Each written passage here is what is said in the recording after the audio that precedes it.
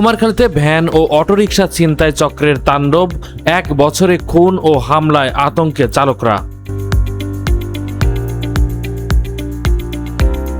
Whistle বাজলেই তৎপর তামান্না ইয়াসমিন, নিরাপদ রাখেন হরিশঙ্করপুর রেলগেট। দৌলতপুরে শ্রমিক ছাঁটাইয়ের প্রতিবাদে কাজ বন্ধ, আকিজ বিড়ি ফ্যাক্টরিতে উত্তেজনার পর ধর্মঘট। জাল নোট প্রতিরোধে কুমারখালীতে জনসচেতনতামূলক কর্মশালা, বাংলাদেশ ব্যাংক ও সোনালী ব্যাংকের যৌথ উদ্যোগে আয়োজন। রাবিতে 2 বিভাগের শিক্ষার্থীদের দফায় দফায় রক্তক্ষয়ী সংঘর্ষ, ভাঙচুর ও ইট পাটকেল নিক্ষেপ, রসায়নের 4 শিক্ষার্থী আহত। চুয়াডাঙ্গায় নানা আয়োজনে জাতীয় কবি নজরুল ইসলামের 50তম প্রয়াণ দিবস পালিত।